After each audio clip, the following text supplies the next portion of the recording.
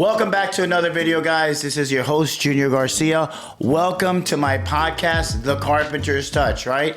I want to thank everybody that's supporting this podcast, my YouTube channel. Don't forget to like, to subscribe, to leave a comment below. Good comments and bad comments, right? Generally, people will always write a bad comment before they write a good comment, right? And so today's podcast is going to be about that, right? We ran a reel about red flags, and today the topic is called red flags. You got it.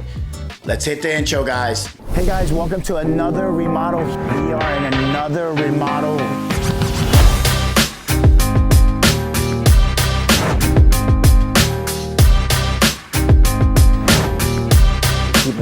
Keep watching. So guys, before we start the red flags, recently on my Instagram reels, I've been getting a lot of comments. There's ones on the reels that for the permits, the ones for OSHA and others, right? And so we'll start definitely with the one for OSHA. So Pete can probably read out the comments to us. So K. McCullen Builders said, been in the trades since 1996. I've never seen OSHA. Honestly, never.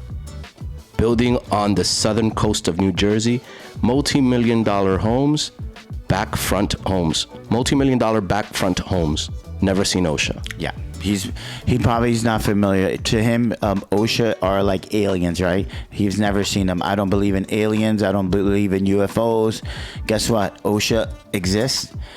There's one of their central offices in Hasbro Heights, New Jersey.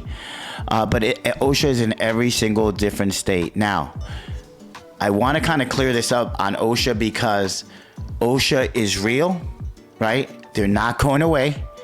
And the reason why OSHA exists is because there's so many employees, right, that get hurt. And then they try to find out, well, how did they get hurt? Well, it was the employer that didn't have an environment that was full of safety. So whether you're working in a kitchen, in a restaurant, whether you're doing a construction site, everyone that is an employer in any of the 50 states has to be governed by OSHA, right?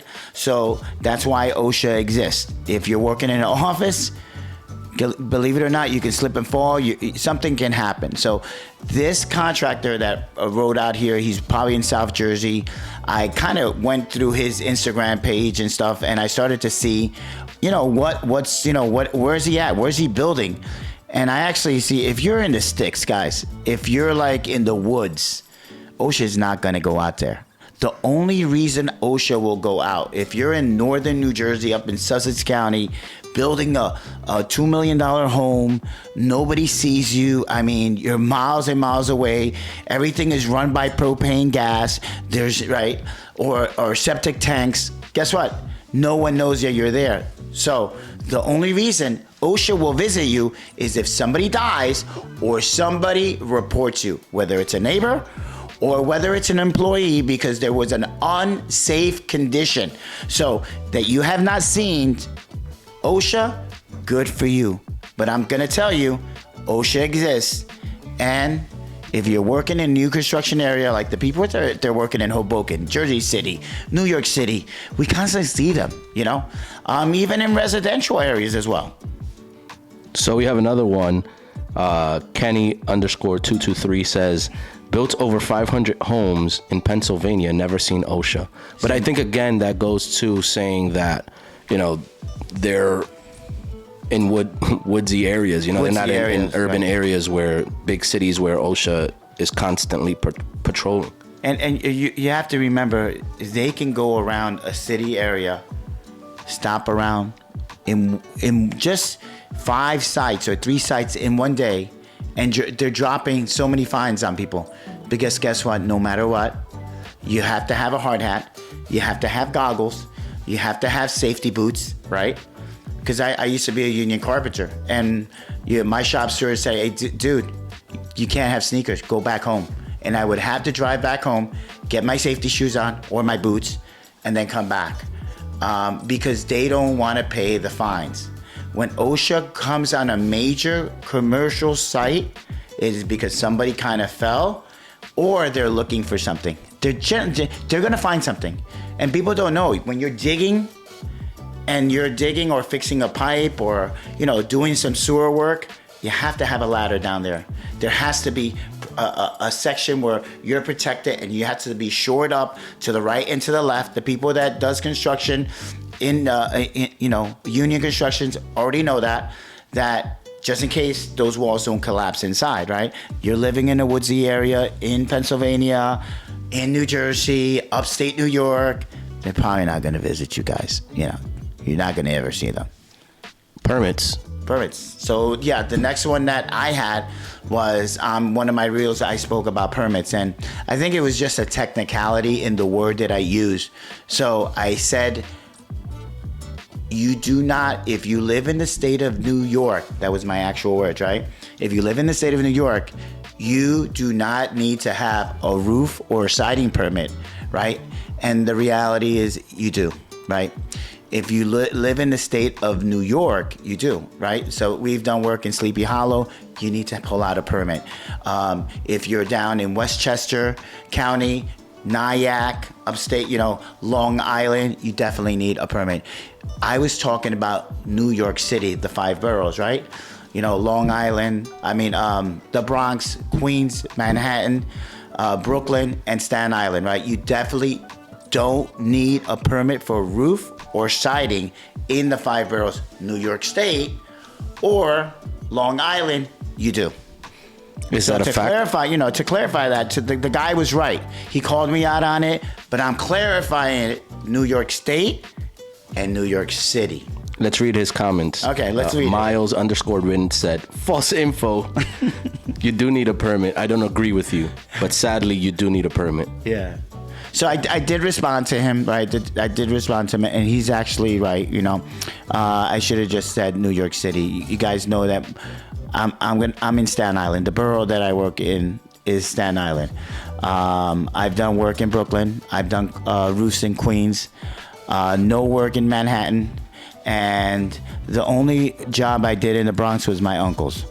So that's it. But I'm trying to get one of the Yankee players, but they don't live in the Bronx. They live in Jersey. They live in Jersey. They live in Alpine. So Fusion 43 Journey said, 100% false. Stop giving people out false information. Oh! Explain to people there are different counties, different townships, and different villages, which is what you did just now. I just did that, right? Yeah. So, and they're right. You do. Like if you're in Westchester County, you definitely have to pull out a permit. Your recent reel on red flags went off. Like a lot of people started commenting, and we just posted that reel yesterday, and it was I probably haven't seen so many comments on one reel in these 2 or 3 years. I haven't seen nothing like that, and it was about red flags, and that's why we kind of wanted to start out this podcast on red flags. What is my own red flags, right? And in that reel, if you go back to it on Instagram, and if you're not following me on Instagram, go to Instagram, follow me on there. The secret to following me is the stories. Remember, it's the stories. It's not the actual posts. The posts are very good. The reels are very, very excellent. But the story shows you a little bit more about me, right?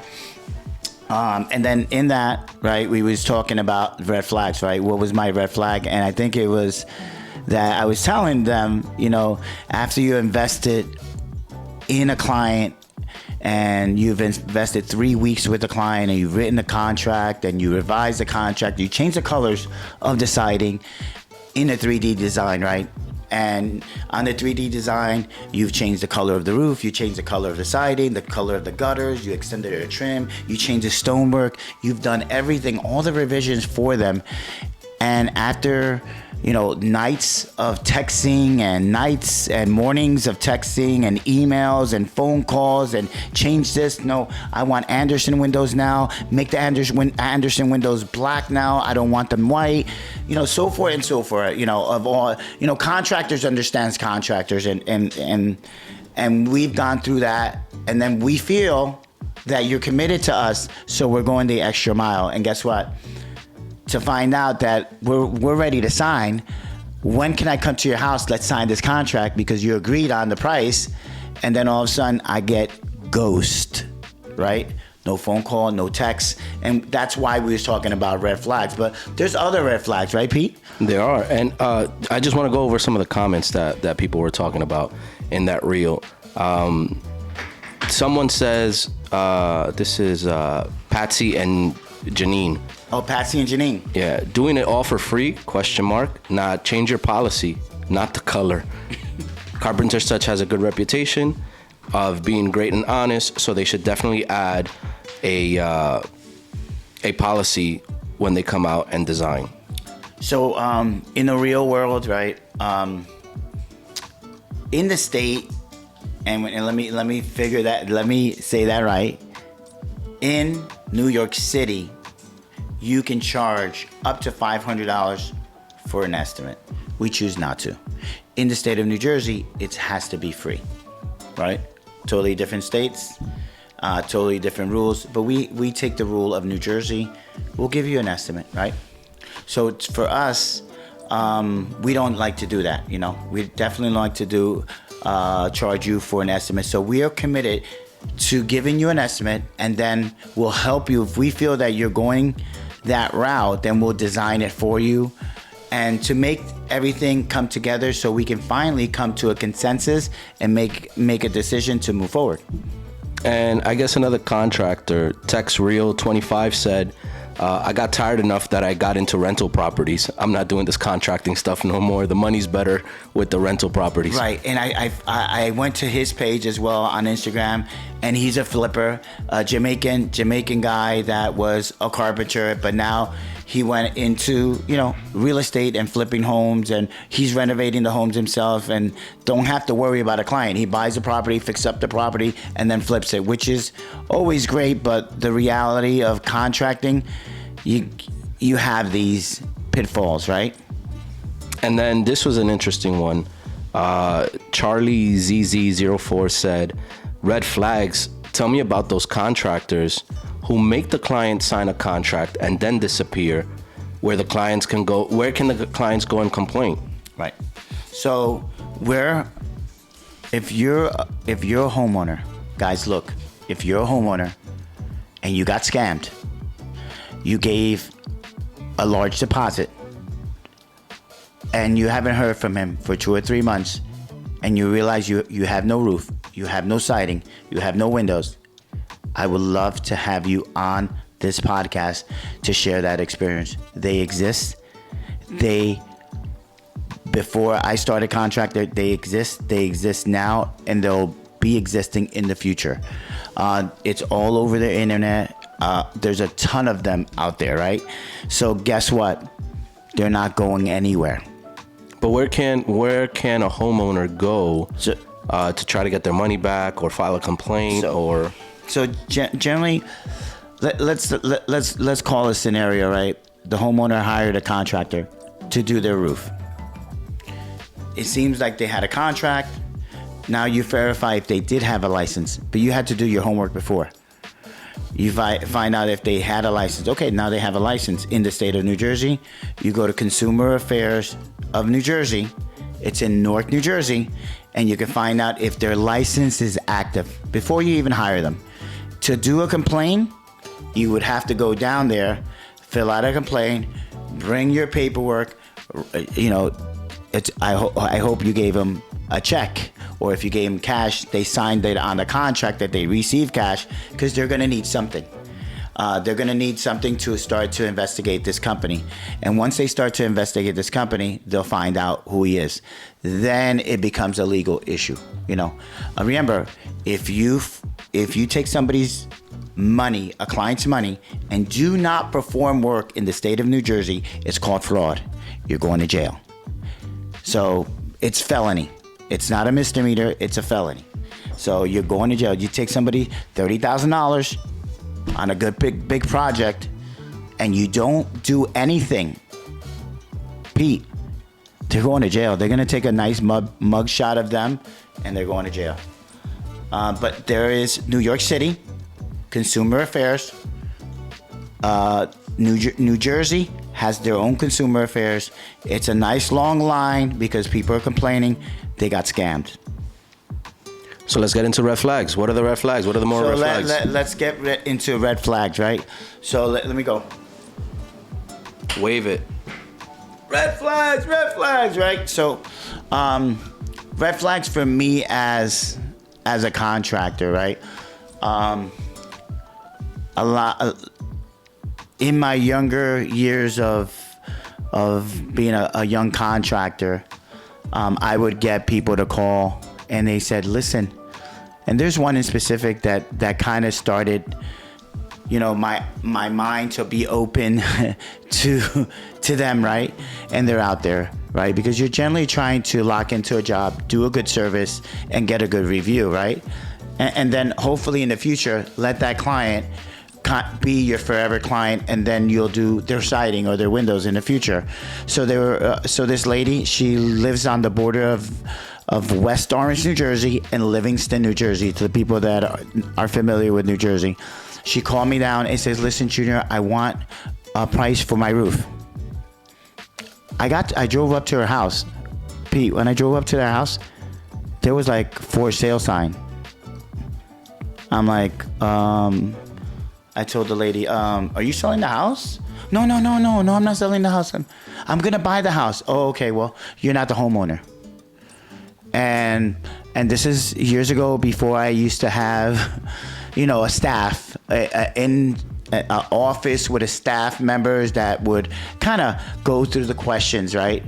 And she goes, no, I promise you that if you give me the inspection and also the estimate for the roof, I am gonna give you the roof job. But I want you to check everything. I know the roof is bad, but check it. I went, did the inspection, got on the roof, measured the roof by hand back then. There was no GAF quick measures. There were no hovers back then. You had to measure it by hand. And check the attic for mold and everything else. Long story short, I called her up. I did a follow-up a month later. Yeah, we're going to be closing any day now. So then I called her back up, and she didn't pick up the phone. Called her back up. She didn't pick up the phone. Okay, what happened? Let me go by. I'm not too far. I went by. Yo, I'm telling you, I drove up. Guess what?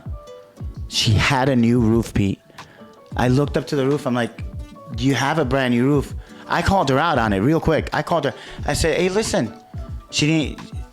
You said you was gonna give me the roof. What happened? No.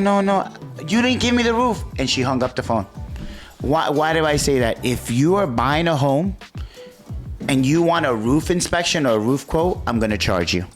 And most contractors are going to charge you because they know they're going to only do the legwork to give you an estimate, Pete, right? And then they're just going to take that contract, hand it over to their attorney. The attorney is going to negotiate with the other attorney to try to give you a credit for the house that you're going to buy, right?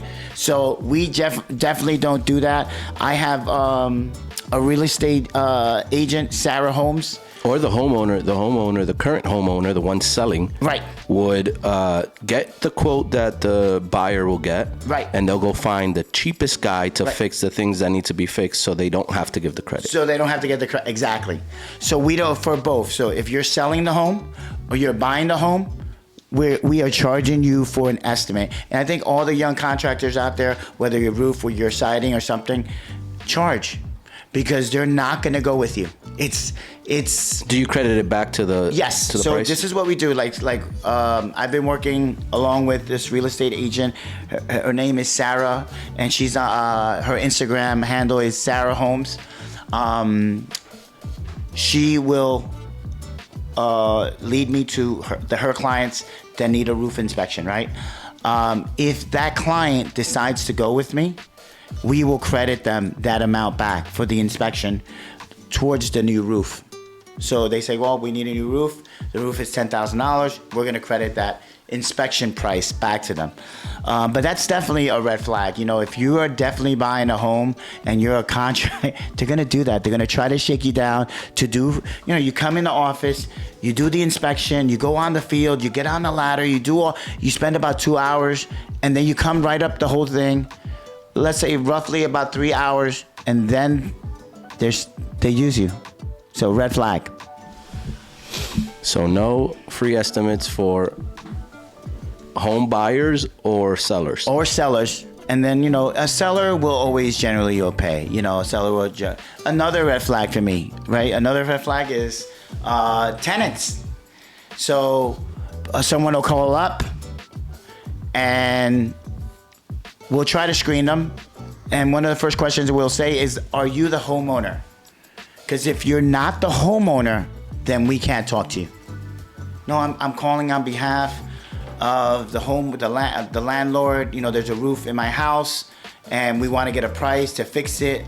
No, we can't go out. And we've gone out to homes that they've had leaks, and then I've done the estimate, I've called them back, and I've got caught out there. You know, I got caught out there and they said, no, well, let me speak to the landlord. Wait, I thought you was a landlord. No, I just rent here, but I'm getting quotes for the landlord. So it's a no-no. So we don't do that anymore because we generally will never get that quote and we'll never get that job, you know.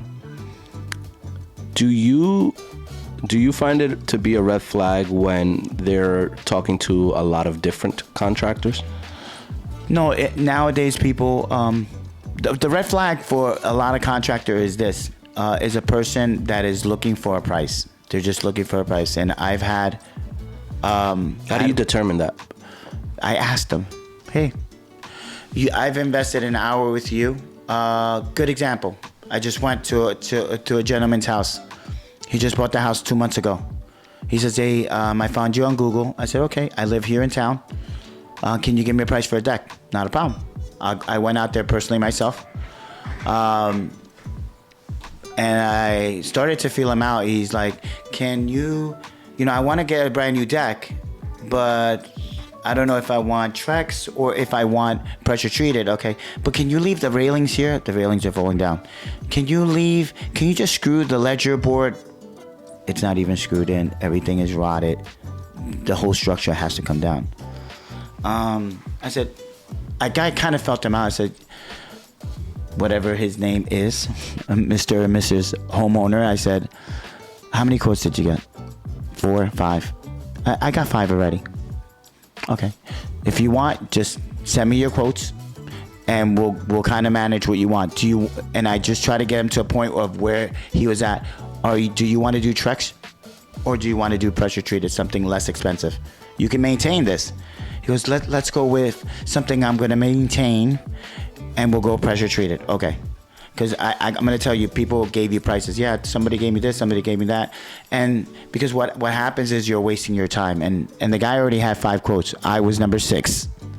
So you're just looking for a price. You're not looking for the quality. And when he was telling me, oh, just leave the railing and leave some other stuff, then he didn't want me to construct something safe. He wanted just the cheapest price. And I told him, if you bought this house 2 months ago, guess what? You received a credit for this deck. He goes, I did get a credit for the deck. So, these are red flags for me. We followed up with him. Are we getting that job? The possibility is not. He got already 5 other quotes. He already know what the price is. So we're always going to be right around the middle in pricing. But the one that picks at your contract. Ooh, red flag. So, in my industry, we have lawyers, right? And God bless all the lawyers because we need lawyers to defend us as contractors as well as homeowners. But when the homeowner tells me you're a lawyer, I'm very skeptical, because lawyers know how to read contracts, and a lawyer can read your contract in about 5 minutes, and he says the contract is not good. There's a lot of holes in your contract. I had one client that had that. He told me, we fixed our contract. It's pretty tight. I had one client, I'm not sure if I mentioned it before. He was a lawyer for the state of New Jersey, right? Lived in Livingston. And I was a young contractor, maybe 18 years ago, and he wanted siding. We agreed on the price. After we agreed on this, can I change a couple things on my contract? I said, yeah, sure, yeah. Because to me, I was getting this nice big job, right? I'm gonna get it, right? So I was happy, you know. I said, you know, I'm gonna probably be eating steak tonight, you know. I'm gonna, you know. So he changed a couple things, and then he added some other stuff. He changed some wording, but added more products into it. Long story short, the price changed, but we agreed on the price. And then he goes, can I just make one more revision? I said, sure, not a problem. He went into the legal portion because everybody has terms and conditions in their contract. And if you're a contractor, guys, and you're a young contractor and you do not have any terms and conditions, any legal words in there, disclaimers or anything, you are, you know, you have doors open for legality problems. You know, you're just the easy prey. So he took all my terms and conditions and changed everything, crossed out this, things that didn't pertain to this, that. And I looked at it, and after I looked at it, I slept on it. I said, it's a nice job. I want the job. Long story short, I woke up in the morning next day and I said, I'm not going. And I emailed him back. I said, we're not the good fit for you. We decided. He called me back like in 2 minutes. He's like, listen, we're ready to go. You can come and pick up this deposit. We agreed on the price. I want to go. I said, no, you're a problem client. You're possible. And the contractor that did the job told me 6 months after the problems that he had with him. So I saw that red flag, I identified it, and guess what? I decided not to go and move forward with that client because I felt that they were gonna be problems. Not everybody is great for carpenter's touch. Some, you know, some people have different agendas, you know, and you know, they wanna get over on you. Have I gotten over on my company? I've been in here now. This is my 19th year, March, and people have beat us. You know, people have sued us. Things have happened that way, and they're out there in the state of New Jersey to try to not pay. But generally, people are good. Most people are good. I'm going to say 90% of people, they're really good people, and they just want to hire you for your services. We got to do a red flag edition for the homeowners. Oh, like what are red flags when hiring a contractor? Oh, that'll be on our next podcast. Red flags for homeowners. So you guys can also know, you know, we have our red flags, but you as, you know, so you can defend yourself and not hire the wrong person, because it's still going on right now. It's still going on. How people are hiring the wrong contractor. They're taking your money and they're leaving. You know, 1,000 subscribers. So 1,000 subscribers, guys. If we're up to like 936 subscribers, once we get to